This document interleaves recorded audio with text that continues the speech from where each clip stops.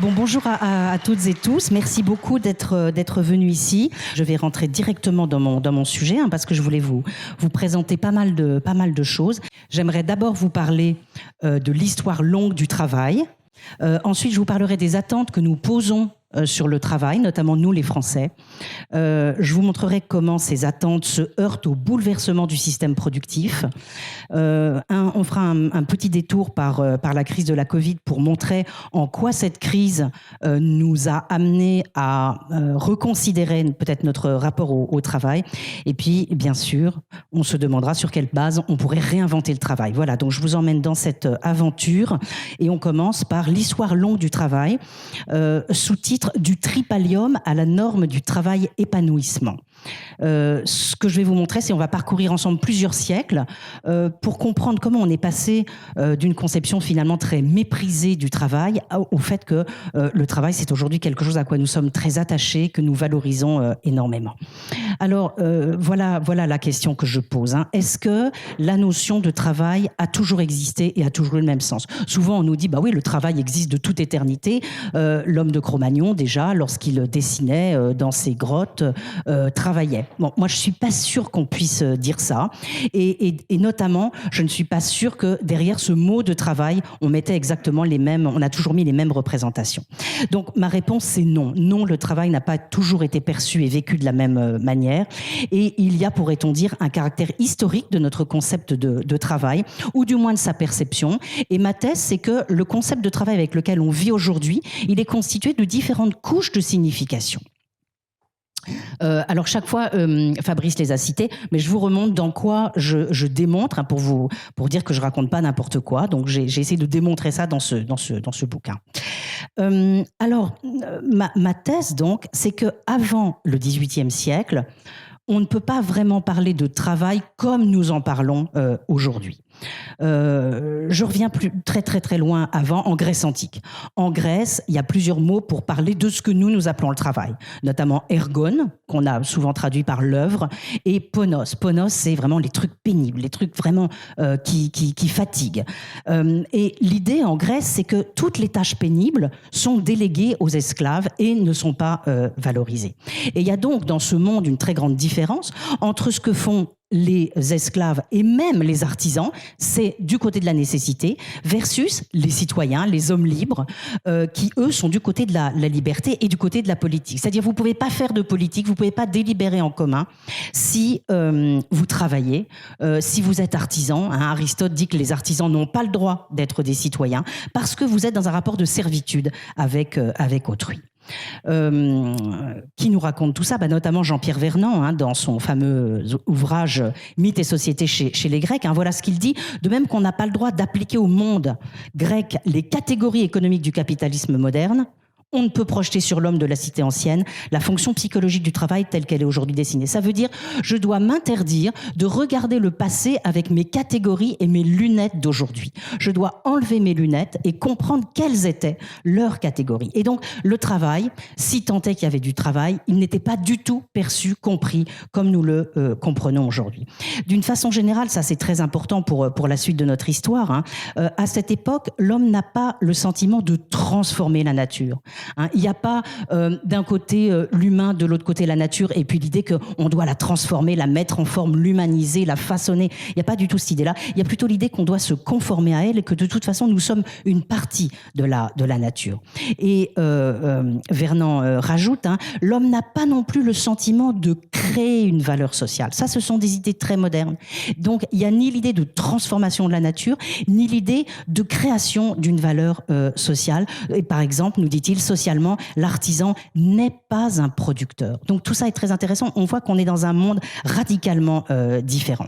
Conclusion de Vernant, on trouve en Grèce des métiers, des activités, des tâches. On chercherait en vain le travail, avec l'article défini qui nous montrerait qu'on aurait une seule manière de se représenter ce travail. Alors c'est confirmé par des recherches des anthropologues.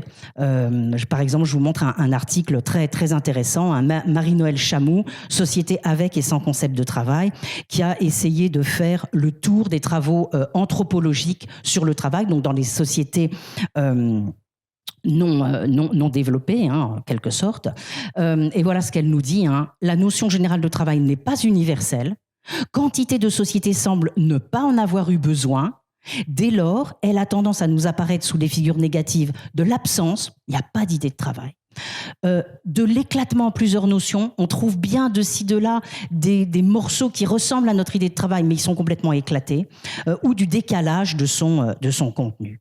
Et donc, voilà, elle va passer en revue. Je ne vais pas vous raconter tout cet article, mais c'est pour vous montrer que tout ça est bien prouvé, bien avéré.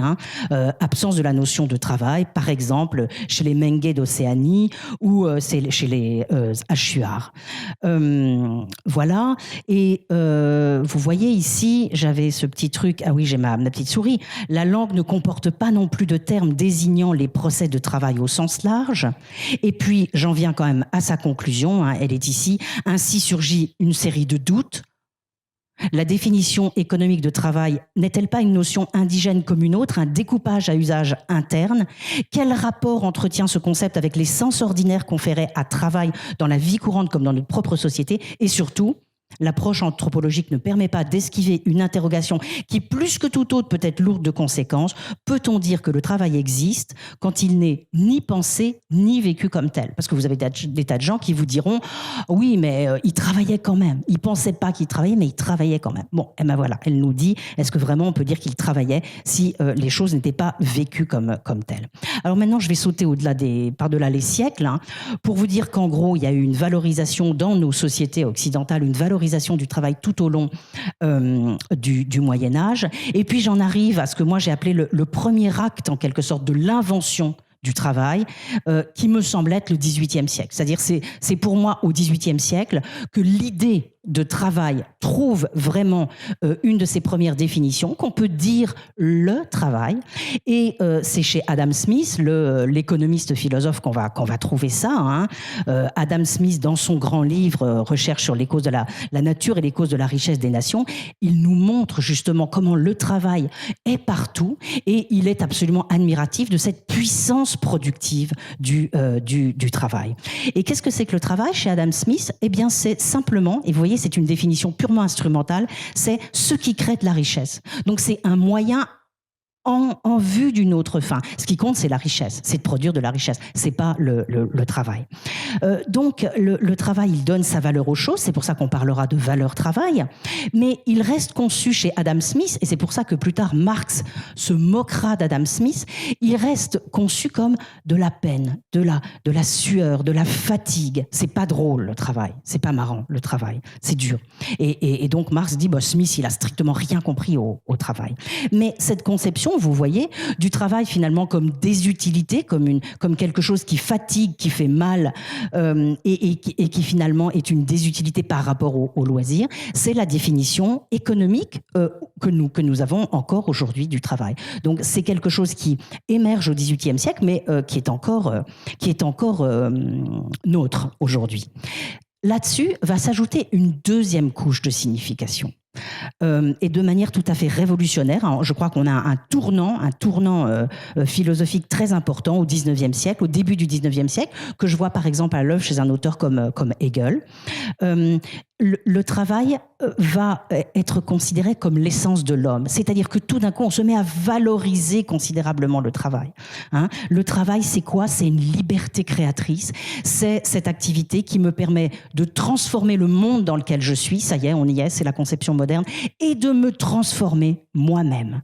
On voit ça au mieux chez Hegel et chez Marx. Pour Marx, le travail, c'est l'activité vraiment humaine. C'est vraiment ce qui me fait homme ou femme.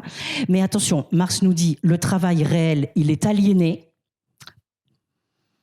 parce que je travaille pour le capitaliste, je travaille pas pour moi, je travaille pas pour montrer aux autres qui je suis exactement. Et donc, il faut d'abord le libérer, et c'est seulement quand on l'aura libéré qu'il deviendra le premier besoin vital. Et donc, il sera libéré quand le lien salarial et le capitalisme seront supprimés.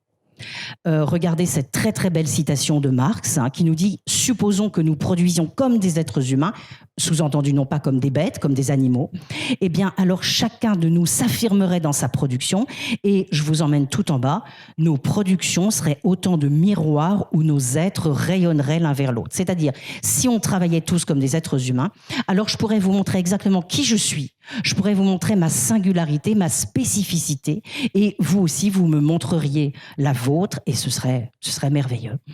Malheureusement, on n'est pas dans ce monde.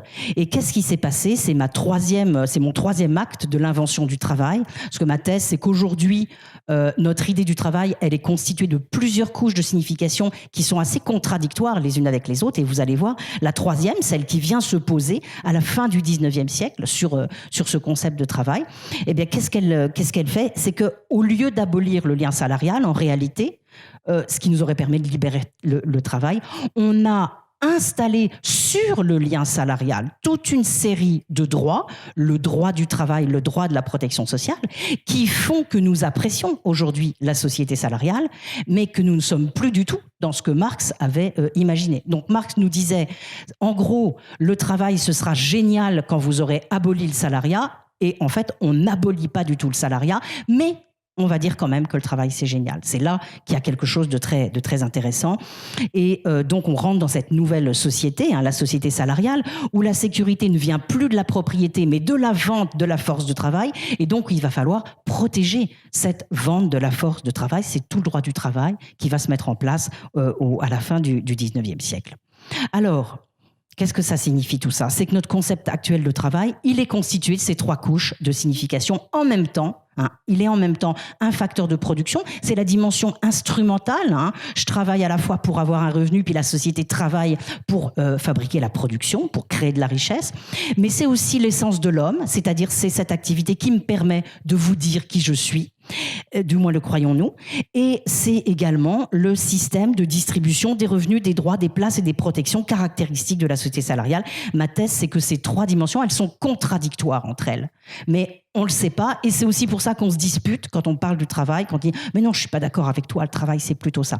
C'est tout à fait normal, c'est parce que cette idée, elle est complexe, multiple, et c'est pour ça que nous avons des interprétations diversifiées du travail. Alors, j'ai presque fini mon premier point pour vous dire qu'en plus, là je m'étais arrêtée au 19e, mais on est en plus passé au 20e siècle d'une éthique du devoir à une éthique de l'épanouissement. Longtemps, le travail a été considéré comme un devoir, il fallait travailler. Aujourd'hui, on recherche le travail aussi pour s'épanouir. Et donc, on peut dire que finalement, le travail à la fin du XXe siècle, parce que nous sommes dans des sociétés riches, je parle surtout des sociétés occidentales, il est devenu premier besoin vital, et il y a une norme. Il y a une norme qui s'impose peu à peu, c'est qu'on puisse s'épanouir, se réaliser dans son travail. Et par exemple, vous avez un sociologue allemand qui s'appelle Vosswinkel, qui nous dit que le travail, il est aujourd'hui devenu une des principales arènes où on peut montrer aux autres qui on est réellement. Donc c'est vraiment devenu l'arène principale où on peut même se faire admirer. Donc une activité hyper importante. J'ai fini avec mon premier point, je passe à mon deuxième point. Où est-ce qu'on en est aujourd'hui de notre rapport au travail et de ce que nous pensons du travail ? Je l'ai intitulé « Des attentes immenses posées sur le travail » et on a raconté ça avec ma collègue Patricia Vintramin dans ce bouquin « Réinventer le travail » qui est issu d'une recherche européenne où on a exploité toutes les enquêtes qui existaient sur le rapport au travail des Européens. Alors qu'est-ce qu'on voit ? On voit ceci, je ne sais pas si vous voyez un peu. Ça, c'est une enquête qui s'appelle l'enquête européenne sur les valeurs et qui a une vague tous les 10 ans. Donc là, ce que je vous montre, c'est la vague 99, puis après, je vous montrerai les autres vagues. Qu'est-ce qu'on demande aux gens ? Est-ce que dans votre vie, le travail est important ? Et vous pouvez répondre, oui, il est très important, ou bien assez important, pas important et pas important du tout. Alors, qu'est-ce qu'on voit ? Et puis en bas, vous avez tous les pays, donc c'est rangé par pays. Qu'est-ce qu'on voit ? On voit qu'il y a beaucoup de bleu foncé, c'est-à-dire que la plupart du temps, en Europe, les gens disent que le travail est très important. La majorité des personnes disent que le travail est très important. Mais ce qu'on voit aussi, c'est les différences entre les pays. Entre, par exemple, ici, le Danemark, la Grande-Bretagne et les Pays-Bas, où il y a 40% qui disent que le travail est très important. Et puis, une autre série de pays, la Pologne, Malte, la Roumanie, la Lettonie et la France, nous sommes ici, qui sont entre 70 et 80% à dire que le travail est très important. Donc, nous sommes assez particuliers en France. Et vous voyez, on est mélangé avec des pays qui nous ressemblent pas trop. Hein. La Pologne, Roumanie et la Lettonie, c'est pas trop comme nous. Mais nous, les Français, pour nous, nous disons que le travail est très important. Alors, est-ce que ça aurait pas été une exception cette année-là? Non, hein, on va retrouver chaque année la même chose. Là, vous voyez, en 2008 et puis en 2017, la France est toujours dans les pays qui sont les plus, où nous sommes les plus nombreux à dire que le travail est très important. Alors, comment expliquer ça? Bon, on a essayé de tripatouiller les choses dans tous les sens pour essayer de trouver des explications. Pourquoi nous, les Français, nous sommes tellement attachés au travail? Est-ce que est-ce qu'il y a un rapport avec le produit intérieur brut? Plus vous êtes riche, moins vous êtes attaché au travail. Ça marche pas pour la France parce que nous sommes riches et nous sommes attachés au travail. Alors, il y a une autre explication qui marche pas mal, c'est le taux de chômage. Plus votre taux de chômage est élevé, plus vous êtes attaché au travail parce que le manque de travail fait souffrir. Donc ça, c'est une explication. Mais il y a une autre explication aussi, c'est, je vais y venir, hein, c'est que nous considérons que le travail permet de faire des choses que ne permettent pas les autres activités, et donc il permet notamment d'avoir des relations sociales et précisément de s'exprimer. Alors regardez encore la spécificité ici des Français. Hein. Vous voyez, la France est en rouge, et puis on compare à l'Allemagne. On compare à l'Allemagne et à la Grande-Bretagne. J'essaie de voir si je peux utiliser. Voilà. Donc la France est en rouge, l'Allemagne, la Grande-Bretagne en gris. Alors ce qui est très et on demande aux gens, donc est-ce que le travail est très important, hein? Qui dit que le travail est très important?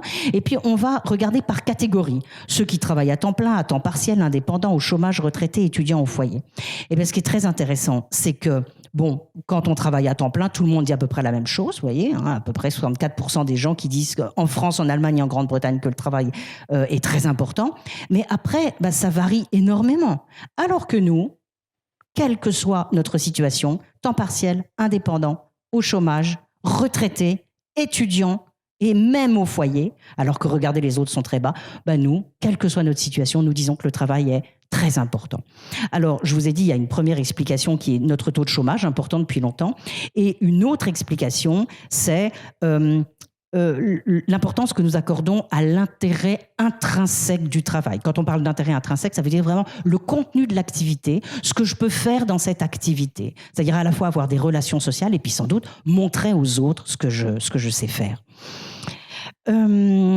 Alors, juste peut-être pour terminer sur ce thème, vous montrez aussi que alors que si on interroge les gens sur la famille, tout le monde, quelle que soit la catégorie socio-professionnelle, dit à peu près la même chose. Hein. Vous voyez, 86% des gens disent que la famille, c'est un des lieux très importants, alors que le métier, ben, c'est assez différent selon les catégories socio-professionnelles. Vous voyez, par exemple, les agriculteurs, 69%, les cadres et professions intellectuelles supérieures sont 71% à citer ce thème parmi les thèmes qui disent le mieux qui ils sont. Et puis, regardez les ouvriers non qualifiés, seulement 33%. Et on va essayer de comprendre pourquoi il y a de telles différences dès mon troisième point. Ça vous dit à peu près la même chose. Il y a de fortes différences selon les CSP.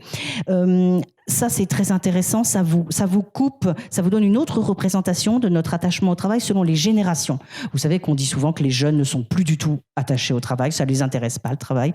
Eh bien ça, cette présentation vous montre qu'il n'en est rien, puisque, vous voyez, sur le tiercé gagnant du travail, hein, qu'est-ce qu'on aime dans le travail? L'ambiance de travail est bonne, on gagne bien sa vie, ce qu'on fait est intéressant. Eh bien, les moins de 30 ans disent exactement la même chose que les autres générations, simplement leurs attentes sont plus intenses. Donc, les jeunes ont autant d'attentes vis-à-vis du travail, mais leurs attentes sont simplement beaucoup plus intenses. Ça, je passe. Et ah oui, je vous dis quand même, je vous ai parlé du chômage. Hein. Il y a quand même une importance très grande de l'expérience du chômage pour comprendre l'importance accordée au travail. Je vous signale 2 ouvrages essentiel, un ouvrage publié en 1932, Les chômeurs de Marienthal, où les sociologues décrivaient comment une petite ville, Marienthal, dont l'usine avait fermé, était en train de complètement partir à volo, à combien les gens étaient perdus en raison de ce fort chômage. Et puis un livre beaucoup plus récent, Travailler pour être heureux, qui nous montre ce tableau que je voulais vous présenter. On posait à la question dans une enquête où on ne disait pas aux personnes qu'on allait leur parler du travail. Et on leur disait, pour vous, qu'est-ce qui est important pour être heureux? Alors, je vous montre les résultats qui sont vraiment très intéressants. Qu'est-ce qui est important pour être heureux? C'est la santé, c'est la famille, le travail ou l'argent? Alors, la moyenne, voilà, elle nous dit ça, c'est toujours pareil, c'est toujours à peu près les mêmes réponses. 46% la santé. La santé vient en premier, suivi par la famille, suivi par le travail. Le travail vient en troisième position, suivi par l'argent. Mais maintenant, quand on regarde qui répond quoi à l'enquête, qu'est-ce qu'on voit? Que les chômeurs, par exemple, ils ont un tiercé radicalement différent, puisqu'ils mettent en premier le travail. C'est avoir un travail qui est le plus important, suivi par la santé, suivi par la famille, suivi par l'argent. Donc, vous voyez que selon la situation socio-professionnelle, les choses sont très différentes. Et la situation de chômage nous dit quelque chose sur le rapport au travail. Donc, je résume. Je résume mon point 2. Le travail est très important, mais il est moins important que la famille. Les dimensions expressives du travail sont très développées, c'est-à-dire j'attends de mon activité de travail de faire des choses vraiment passionnantes, intéressantes et de vous dire qui je suis exactement. Les dimensions instrumentales persistent, c'est-à-dire j'ai quand même envie de bien gagner ma vie, c'est pas parce que mon travail est intéressant que je dois rien gagner. Les attentes des Français sont parmi les plus intenses en Europe. Et d'ailleurs dans le monde. Celles des jeunes sont plus intenses que celles des autres tranches d'âge. Il y a un rapprochement des modèles de genre. Les attentes des jeunes femmes et des femmes vis-à-vis du travail sont les mêmes aujourd'hui, sont même un peu plus fortes que celles des jeunes hommes et des hommes. Tout le monde partage l'idée que le travail c'est important, mais il faut qu'il soit quand même bien intégré dans le reste de la vie, c'est-à-dire il n'y a pas que le travail dans la vie. Et les demandeurs d'emploi attachent plus d'importance au travail que les autres.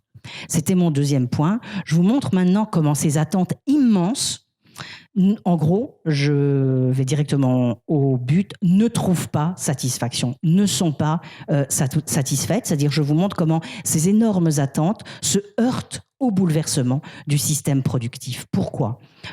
Qu'est-ce qui s'est passé ? Pendant que ces attentes se déployaient à l'égard du travail, il y a eu un double changement dans les entreprises à partir des années 80. Vous savez peut-être que notre système productif a beaucoup changé depuis les années 80, notamment avec la mondialisation, l'extension du néolibéralisme, etc.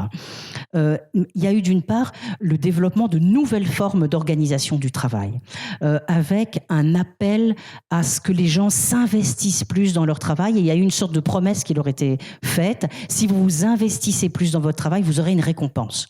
Vous serez récompensé, vous aurez plus d'autonomie, ça sera formidable le travail pour vous. Mais parallèlement, les entreprises ont mis en place une sorte de nouveaux dispositifs de suivi des personnes au travail, de contrôle, de surveillance. Et on a multiplié les indicateurs, la mesure de la performance, une forme de contrôle et de surveillance. C'est-à-dire que finalement, les salariés n'ont pas été plus autonomes, mais cette autonomie a été extrêmement contrôlée. Et tout ça s'est passé dans un contexte, comme on l'a vu, d'augmentation du chômage, de durcissement des contraintes issues de la mondialisation, de renforcement de la compétition internationale et puis des délocalisations, et de financiarisation accélérée avec des exigences de rentabilité toujours plus fortes qui pesaient sur les entreprises. Et donc, qu'est-ce que ça nous a donné, ça ? Une double crise. Une crise de l'emploi et une crise du travail. La crise de l'emploi, vous en connaissez les chiffres, donc j'y reviens pas. Un taux de chômage en augmentation constante, sauf à quelques moments où ça s'est un peu stabilisé, jamais en dessous de 7 depuis les années 80. Là, je vous ai mis les chiffres 2018 parce que j'aurais pu mettre les 2019, mais évidemment, on ne va pas regarder de 2020. Mais vous voyez quand même un très grand nombre de personnes inscrites à Pôle emploi, avec la fameuse catégorie A. Un nombre de chômeurs de longue durée qui augmente perpétuellement. On est à la moitié aujourd'hui. La moitié des demandeurs d'emploi sont des gens qui sont au chômage depuis plus d'1 an. Une explosion des contrats courts, même si le stock de l'emploi reste en contrat à durée indéterminée. Et si le stock aussi de l'emploi est salarié, une montée du travail indépendant, mais la grande majorité reste salariée. Alors ça, c'est la crise de l'emploi. Mais à côté de la crise de l'emploi, on a aussi une crise du travail que je vous montre là et que nous connaissons bien grâce à plein d'enquêtes qui sont faites. Une enquête française sur les conditions de travail et une enquête européenne qui permet de comparer la situation des conditions de travail dans tous les pays européens. Et qu'est-ce qu'on voit ? On va passer vite sur les chiffres, ne regardez pas trop. Je vous ai mis les bons élèves à côté. Mais par exemple, regardez, 27% des salariés français sont stressés dans leur travail. Versus aux Pays-Bas 10%, au Danemark 12%, en Finlande 15%. Donc on a des salariés français vraiment stressés. 54% qui déclarent souffrir d'une fatigue générale. C'est énorme. 59% qui déclarent travailler à des rythmes très élevés pendant au moins un quart du temps. Juste la moitié qui sont consultés en cas de réorganisation de leur travail. Donc c'est quand même pas beaucoup comparé aux bons élèves. 31% seulement qui déclarent pouvoir influencer les décisions de leur employeur, et puis 21% seulement qui sont très satisfaits de leurs conditions de travail. Donc on va dire quand même une grande médiocrité des conditions de travail. Alors les conséquences pour certains salariés, qu'est-ce que c'est ? Une perte de sens du travail, on entend ça énormément ces dernières années, mon travail n'a plus de sens. Le sentiment de ne pas pouvoir faire un travail de qualité, d'être obligé de saboter son travail. Une absence de reconnaissance. 52% des salariés qui déclarent qu'ils ne sont pas capables de faire le même travail jusqu'à 60 ans. Donc ça, c'est quand même très embêtant, surtout si on se trouve avec des gouvernements qui veulent encore repousser l'âge de la retraite. Et une dégradation, finalement, des conditions de travail, particulièrement dans la fonction publique et dans la fonction publique hospitalière. Alors, est-ce qu'il y a un lien avec les formes d'organisation du travail ? Certains chercheurs montrent qu'en France, il y a une organisation du travail qui s'appelle en ligne production. En gros, c'est une très forte taylorisation du travail avec peu de marge de manœuvre, peu d'autonomie des salariés. Donc en fait, on me dit comment je dois agir et j'ai pas d'autonomie versus, vous voyez là, on a bien fait la différence entre des pays, la France est ici, avec des organisations assez tayloriennes en fait, donc on a peu de marge de manœuvre versus ici des pays, c'est les pays du Nord, où on a ce qu'on appelle des organisations apprenantes et où en fait les salariés ont beaucoup d'autonomie.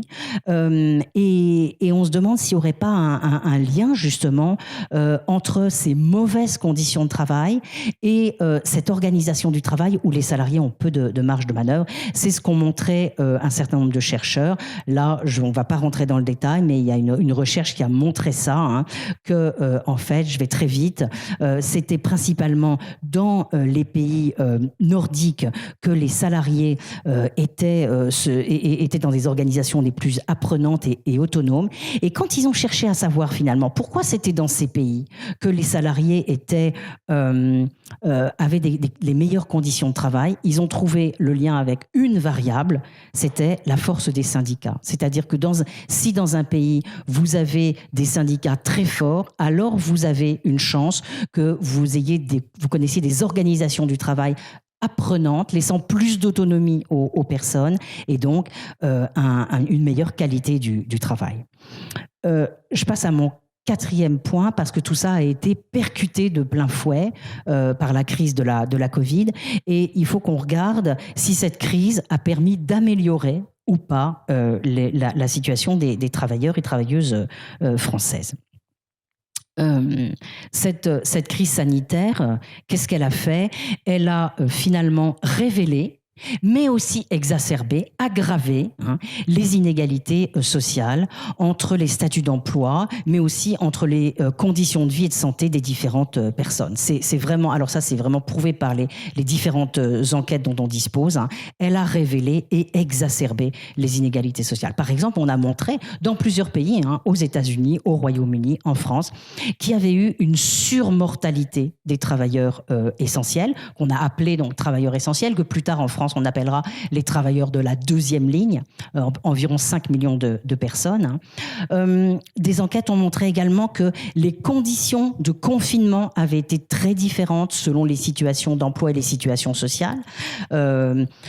Notamment parce que vous avez en gros des cadres qui ont pu télétravailler et des ouvriers qui n'ont pas pu, donc c'était très, très différent. Des comorbidités qui étaient souvent liées aux conditions de vie. Par exemple, le département de Seine-Saint-Denis a connu une situation bien pire en matière de mortalité avec des comorbidités, c'est-à-dire que vous savez qu'il y a un lien entre les conditions de vie, différentes comorbidités comme le diabète, l'obésité, et certains lieux de résidence. Et finalement, on a montré que les femmes, les personnes racisées, de couleur, les bas revenus, les personnes immigrées étaient en première ligne et donc avaient beaucoup plus souffert de la crise sanitaire que les autres. On a également, cette crise, elle nous a révélé le fossé béant entre l'utilité sociale et la rémunération, puisqu'on a découvert que les gens qui nous étaient le plus utiles, c'était en même temps ceux qui étaient les moins payés. Je vais y revenir. Le tout avec un risque d'accroissement très fort du chômage qu'on n'a pas encore vécu jusqu'à maintenant, mais il faut regarder les chiffres avec prudence. Et donc peut-être une étape déterminante franchie dans l'organisation du travail et le capitalisme de surveillance. Je vous montre une des enquêtes intéressantes sur laquelle je me suis appuyée pour vous raconter tout ça, une enquête de l'INED notamment, une enquête qui s'appelle Coconel, et donc qui a mis en évidence que le confinement avait accéléré le déploiement du numérique et le télétravail, avec ses avantages et ses inconvénients. Télétravail, on en parle beaucoup aujourd'hui, il a beaucoup d'avantages et beaucoup d'inconvénients. Les avantages, moins de transport, beaucoup moins de fatigue, c'est pas mauvais pour l'environnement, et puis ça permet parfois une meilleure conciliation vie familiale, vie professionnelle. Et puis les inconvénients, vous voyez, j'en ai mis un peu plus, la perte de lien social, le fait que les salariés se sont sentis isolés, un risque d'extension du travail à l'infini, parce qu'il n'y a plus de barrière entre travail et non-travail, il n'y a plus de différence entre la vie privée et la vie professionnelle. Bien sûr, quand on était en confinement, la différence, le problème lié à la prise en charge des enfants qui est souvent retombé sur les femmes, et donc une reduplication des inégalités de genre. On a parlé de véritable régression.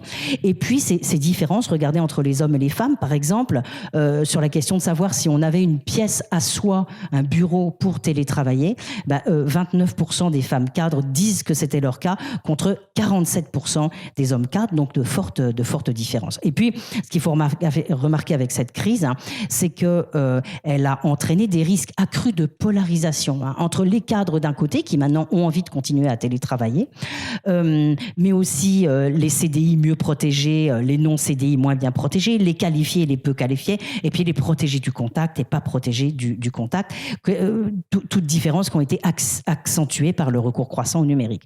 Et là, je vous ai mis un tableau passionnant. Il y a une mission qui a été confiée à des chercheuses pour examiner les conditions de travail et de rémunération des travailleurs et travailleuses qu'on appelle de la deuxième ligne. Donc ceux qui sont restés au contact et qui ont continué à travailler. Je dis un petit peu moins de 5 millions de personnes. Je ne sais pas si vous voyez, mais là, je vous ai mis leur salaire, leur revenu salarial net, revenu salarial annuel net.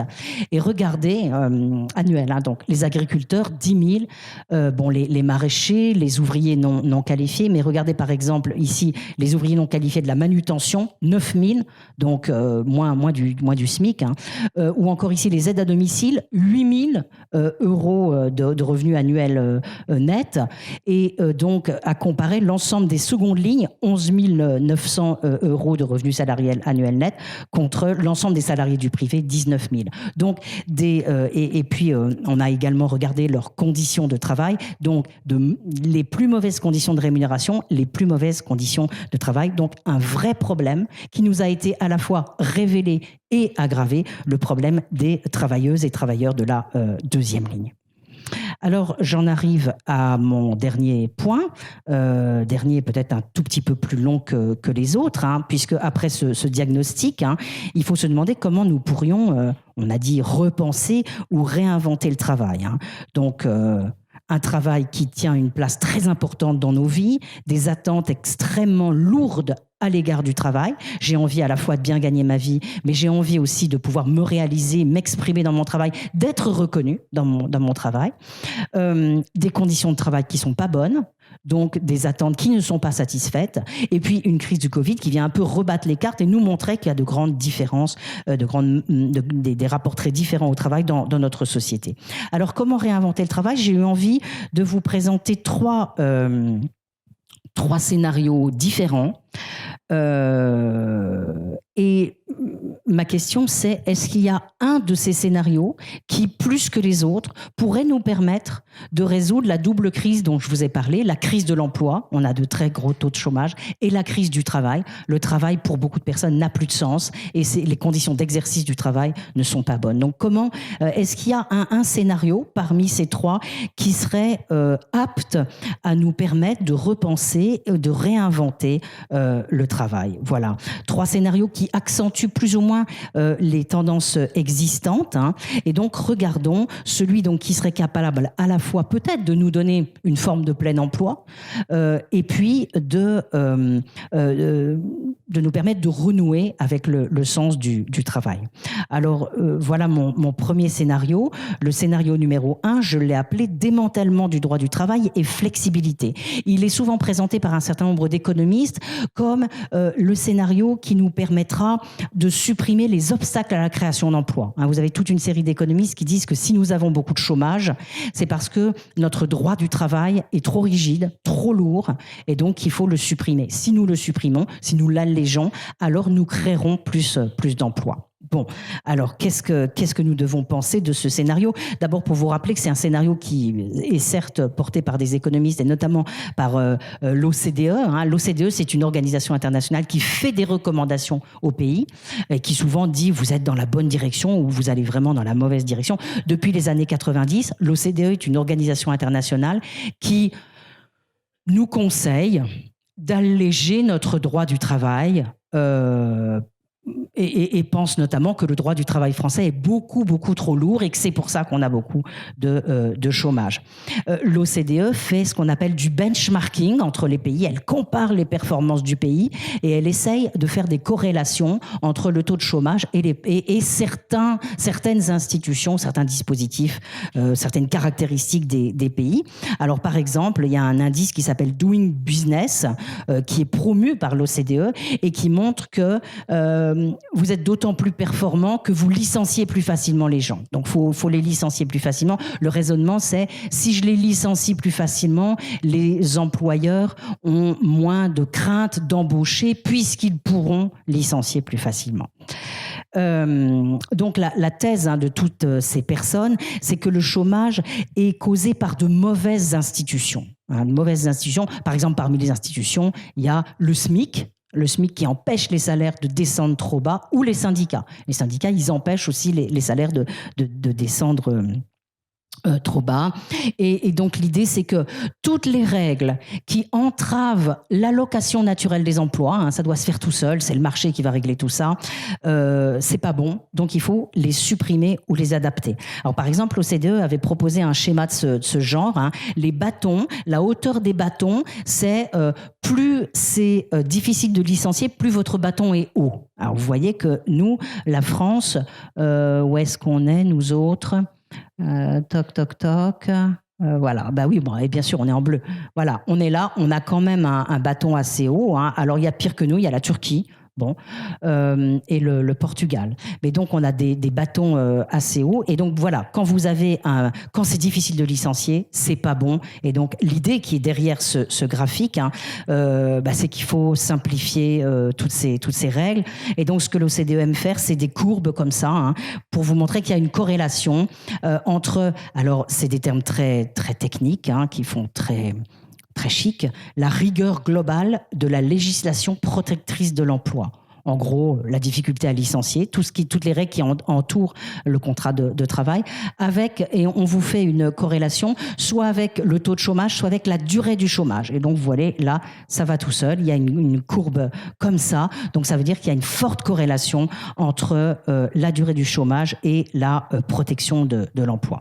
Bon, est-ce que ce scénario va nous permettre d'aller vers le plein emploi et de renouer avec le sens du travail? Je crois pas, hein. En tout cas, les enquêtes nous montrent que quand on fait ça, quand on facilite le licenciement, on a le plus souvent une dégradation des conditions de travail, un déséquilibre des rapports de force entre employeurs et salariés, une perte de pouvoir de négociation pour les salariés. Et finalement, à quoi on aboutit? On aboutit à une sorte de compétition entre tous les pays pour être le plus bas possible. C'est la course à l'échalote pour avoir le moins de protection possible pour les salariés. Et donc finalement, ça aboutit à quoi? À une dégradation généralisée de la condition salariale dans les différents pays. Bon, on a eu beaucoup d'exemples de ça. Par exemple, moi j'avais beaucoup étudié le contrat nouvelles embauches. Le contrat nouvelles embauches, vous pouviez licencier sans aucun motif.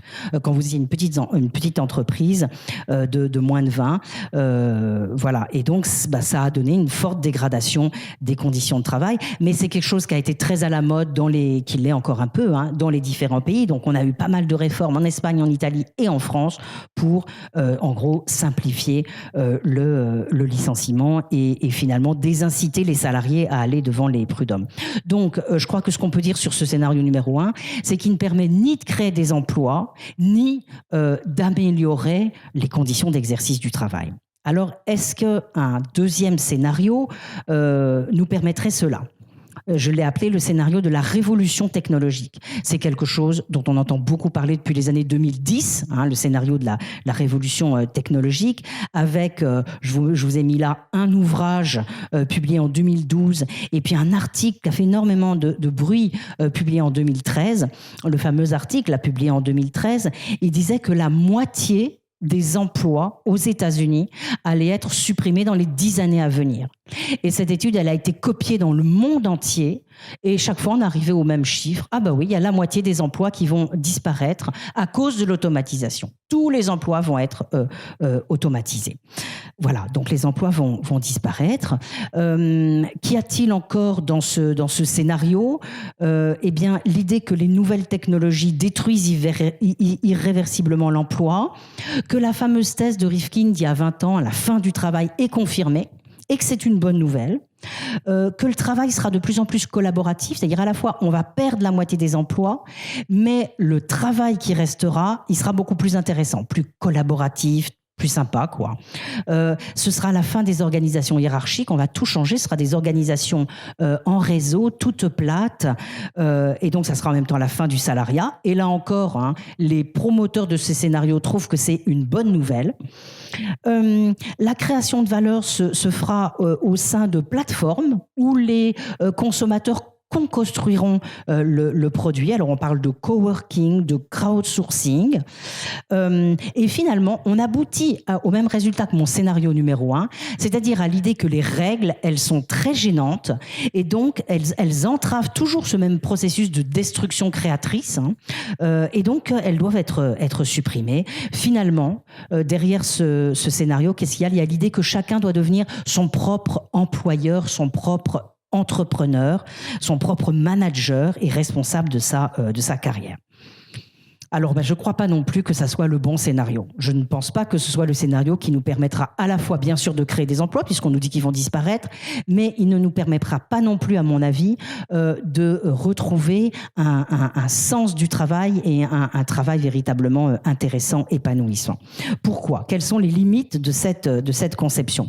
D'abord, je vous rassure, cet ouvrage et cet article, ils ont été extrêmement critiqués. C'est-à-dire, on a dit que ces auteurs travailleurs. Ils n'avaient pas pris en compte le contexte organisationnel. Ils ont fait un travail en chambre, ils ont regardé les chiffres et puis ils ont fait leur petit travail en chambre sans aller voir comment une innovation technique se met réellement en place, avec toutes les résistances des travailleurs ou des consommateurs. Donc ils sont restés très, très abstraits. Et puis, je vais très vite droit au résultat. Il y a eu plein d'autres enquêtes publiées qui ont montré que, mais non, c'était pas 50% des emplois qui allaient être supprimés, mais plutôt 9 ou 10% des emplois. Mais ce scénario, il est aussi... Il correspond aussi à une vision un peu enchantée, comme on avait connu il y a 20 ans autour de la nouvelle économie. Et surtout, il est marqué du sceau du déterminisme technologique. C'est-à-dire, tout se passe comme si, à partir du moment où on a fait une invention, elle devait obligatoirement s'implanter dans les ateliers, dans les usines, dans les organisations, sans résistance de personne, alors que le travail est encore largement humain, taylorien, hiérarchique. Et donc, c'est un peu, c'est vraiment très abstrait cette conception que l'on nous propose. Il y a surtout d'énormes risques de déshumanisation du travail. Et là, je vais vous parler du travail sur les plateformes que j'ai étudié avec des collègues là depuis plusieurs années. Ce travail qu'on appelle au robinet ou à la demande, avec des micro-travailleurs et du digital labor. Qu'est-ce qu'il en est? C'est que, avec toutes ces nouvelles formes de travail, on oublie les conséquences d'une telle conception du travail, et notamment tous les risques qui sont attachés à la sortie du salariat et des protections, à des risques de polarisation, de fragmentation au sein des sociétés occidentales et entre les différentes régions du monde. Et surtout, je m'arrête un instant sur le travail pour les plateformes, avec toutes ces plateformes. J'ai vu qu'il y avait pas mal de publicité là en Corse, sur Uber, notamment Uber Eats, Uber et Deliveroo. Vous savez peut-être qu'il va y avoir le procès de Deliveroo en mars 2022. Toutes ces plateformes qui se sont développées et qui se présentent comme de simples intermédiaires techniques. Elles disent, nous, on n'est pas du tout des employeurs, et on n'est pas du tout non plus des entreprises de taxi, de VTC ou de livraison de repas. Nous, on fait juste que mettre des gens en relation. On met des demandeurs de services et des offreurs de services en lien, mais c'est tout ce qu'on fait. Donc, elles se présentent comme des intermédiaires techniques neutres. Elles ne veulent pas être des employeurs. Donc, le travailleur n'est pas un salarié, mais il doit prendre le statut de micro-entrepreneur, qui est évidemment beaucoup moins protecteur. Et peut-être vous avez suivi tout ça. Il y a de multiples contentieux qui se sont développés ces dernières années, avec de nombreux travailleurs des VTC ou livreurs de repas à domicile qui sont allés devant les tribunaux pour dire qu'ils étaient maltraités, exploités, déconnectés, souvent mal payés, et qui voulaient faire reconnaître leur qualification de salariés. Et tous ces contentieux ont abouti à la même chose, c'est-à-dire à reconnaître que oui, ils étaient bien salariés, c'est-à-dire que ces entreprises qui ne veulent pas jouer le rôle de l'employeur et par exemple qui ne veulent pas payer de cotisations sociales, elles sont bien de fait des employeurs. Et donc, il a été reconnu aussi que tous ces travailleurs étaient d'une certaine manière maltraités et qu'il y avait des formes de déshumanisation du travail avec ces nouvelles conditions-là. Et malheureusement, on parlait de la crise sanitaire, mais le confinement, il a accéléré tout ça, comme vous l'avez vu. Il a accéléré l'externalisation, la plateformisation du travail. La plateformisation du travail, l'idée qu'on envoie sur l'Internet des commandes de travail et que le travail est aussi tâcheronisé. On envoie des petits bouts de travail vers les gens. Et donc, le confinement a accéléré tout ça. Je vous montre le petit bouquin qu'on a consacré à cette question que citait Fabrice tout à l'heure, les nouveaux travailleurs des applis.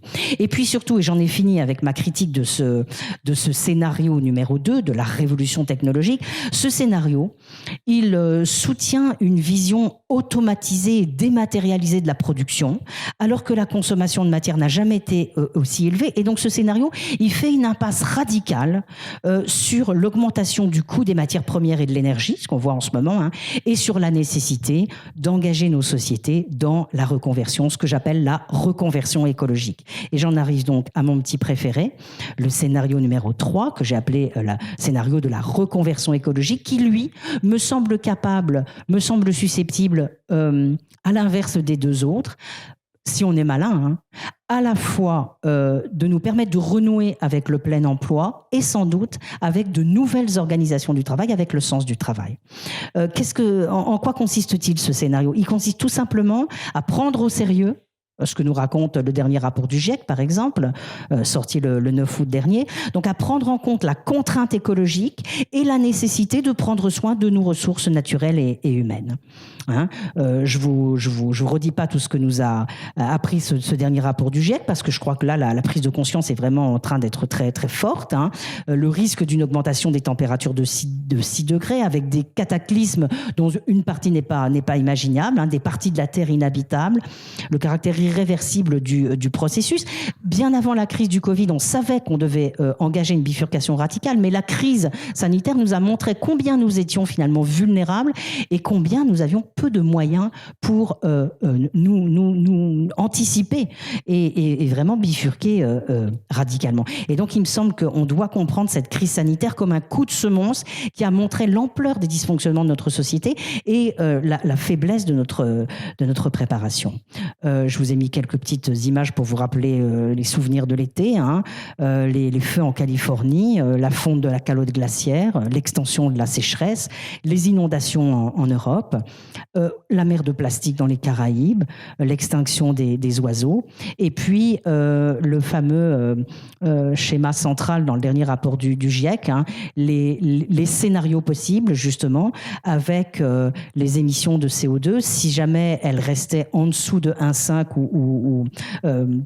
si on pourrait rester en dessous de 1,5, c'est ici, si nos émissions de CO2 étaient radicalement réfréner, voire supprimer. Alors, pourquoi est-ce que je parle de reconversion écologique ? Pour moi, ce terme recouvre deux dimensions. La première dimension, c'est que nous devons opérer une véritable conversion de nos catégories, de notre cosmologie, de notre manière de représenter l'humain dans la nature, un changement radical de paradigme, finalement, donc une conversion des esprits et des pratiques. Je pense qu'il faut que nous parvenions à trier dans la modernité, dans l'héritage que nous avons eu de la modernité, il faut que nous parvenions à trier pour garder des choses, mais pour rompre avec d'autres. Par exemple, rompre avec l'idée que nous sommes là pour conquérir et exploiter la nature. Il faut passer d'un paradigme de la conquête et de l'exploitation à un paradigme du prendre soin. Je pense qu'ils vont mettre un coup d'arrêt au fétichisme du PIB. Vous avez vu que ça arrive dans les débats, ces idées de décroissance, post-croissance, critique de la croissance qui est là depuis 50 ans quand même, rapport Meadows en 1972. Donc, mettre un coup d'arrêt au fétichisme du PIB et de la croissance et choisir de nouveaux indicateurs de richesse, investir massivement dans la reconstruction de notre économie, adopter des pratiques de sobriété. Ça, c'est la première dimension de la reconversion, c'est l'aspect conversion. Et puis, il y a un aspect beaucoup plus pragmatique, pratique, c'est l'aspect de reconversion industrielle, professionnelle, que nous allons devoir mettre en œuvre pour construire cette nouvelle société. J'ai raconté un peu ça dans la mystique de la croissance que Fabrice a eu la gentillesse de citer aussi tout à l'heure. Alors, évidemment, nous avons eu la tentation d'une relance brune, d'un plan qui relancerait la croissance pour se sortir de la crise sanitaire. On n'y a pas cédé totalement. On a commencé une petite relance verte, mais la relance verte est encore plus nécessaire qu'avant. Vous savez qu'on devrait investir à peu près entre 20 et 60 milliards d'euros supplémentaires publics par an pour rebâtir notre économie, qu'il faudrait adopter des quotas carbone et des pratiques de sobriété, sobriété, donc capacité à concilier le court terme et le long terme, avec toute la question des emplois à maintenir. Quels sont les secteurs et les emplois que nous allons devoir maintenir? Et il va falloir anticiper ces fameuses reconversions. C'est-à-dire il y a des secteurs qui vont devoir fermer, des secteurs qu'il va falloir déployer. Comment allons-nous organiser ce passage d'un secteur à l'autre pour toute cette main-d'œuvre qui est concernée? Il me semble que c'est une des questions extrêmement importantes. On sait que la création d'emplois, elle sera dépendante de l'investissement. Plus nous investirons, plus nous pourrons créer d'emplois. Et donc la question, c'est est-ce qu'un triple dividende est possible? Est-ce que là, on tient le scénario qui nous permettra à la fois de garder notre terre habitable, mais aussi de créer des emplois et de repenser, de réinventer le travail. Triple dividende, stopper les émissions de gaz à effet de serre, créer des emplois et distribuer ce plus grand volume de travail sur l'ensemble de la population active et améliorer la qualité de ces emplois et revoir l'organisation du travail. Est-ce que ça n'est pas le moment de sortir de ce modèle avec, vous savez, ces très longues chaînes de valeur internationales où on fabrique quelque chose à un endroit, quelque chose à un autre, et où on fait circuler, on fait faire plusieurs fois le tour du monde à des pièces détachées. Bon, est-ce qu'il n'est pas temps de rompre avec cela, avec ce modèle-là, de revoir radicalement cette manière de produire, de relocaliser et de revoir en même temps la manière dont le travail est organisé. Alors, j'illustre ces deux dimensions. Hein. Oui, on peut renouer avec le plein emploi, avec ce scénario. Ce sont les emplois de la reconversion écologique. Les études, on commence à en avoir de plus en plus, elles montrent que la transition écologique devrait créer des emplois. Entre 600 000 et 2 millions, selon les scénarios, hein, à l'horizon 2022-2030, à condition d'investir massivement dans certains secteurs.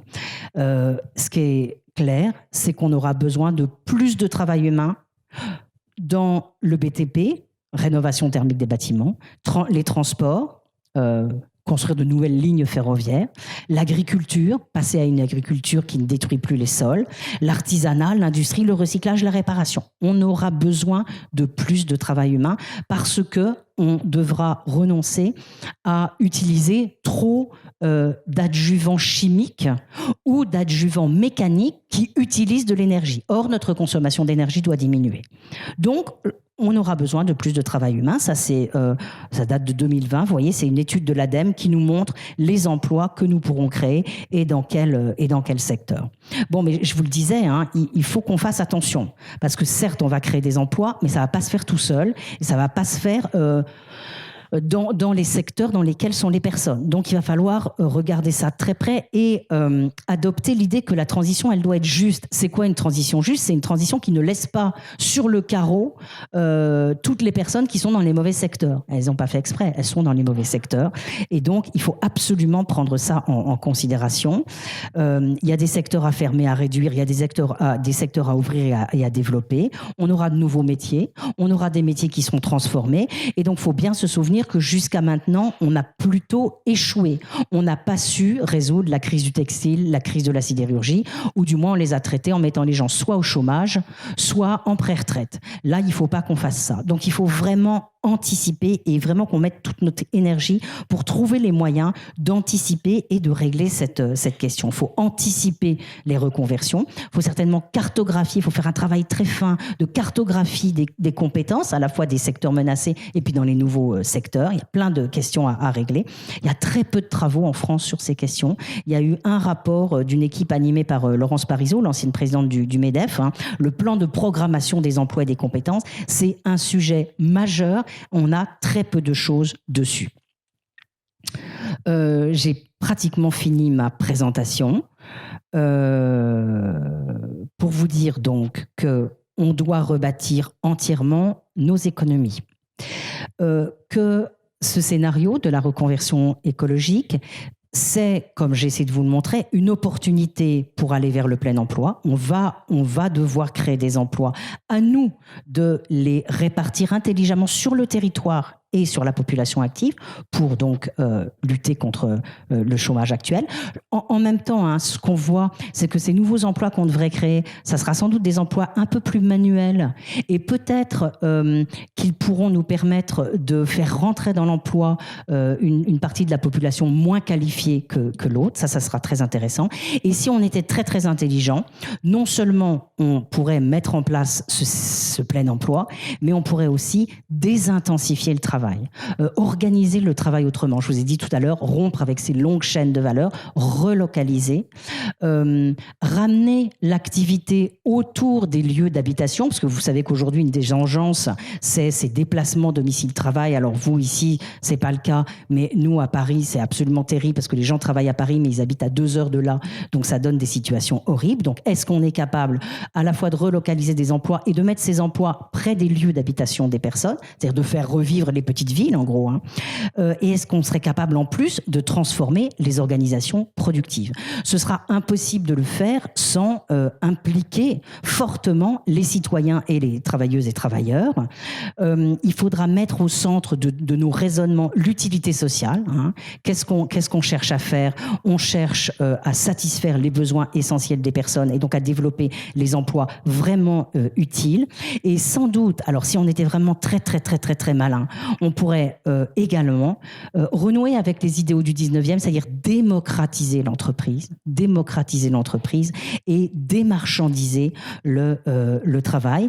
Et ça, c'est ma dernière diapositive. Vous voyez, je m'arrête sur le dernier livre que nous avons coécrit avec mes collègues, hein, qui plaide pour une véritable démocratisation du travail, quelque chose d'un peu révolutionnaire, hein, c'est-à-dire à la place d'un régime de travail où vous avez un employeur qui dicte à son salarié tout ce qu'il doit faire, eh bien, une organisation du travail où salariés et employeurs sont placés à égalité, où des pouvoirs sont donnés aux salariés, par exemple, moitié-moitié dans les conseils d'administration, ou encore un comité social et économique qui a un droit de veto sur les décisions de l'entrepreneur. Est-ce que ça n'est pas une formule qui pourrait nous permettre justement, dans le scénario de la reconversion écologique, de nous donner toute cette palette d'avantages que je vous ai cités, renouer avec le plein emploi, désintensifier le travail, redonner son sens au travail et fabriquer de nouvelles organisations. Alors ça peut paraître comme ça un peu utopique, mais si on prend ça comme cadre, après tout, peut-être qu'on peut se donner ça comme boussole. Par exemple, pourquoi ne pas faire valoir ça dans nos exigences vis-à-vis des futurs candidats à la présidentielle de 2022. Voilà, merci pour votre attention. Yeah.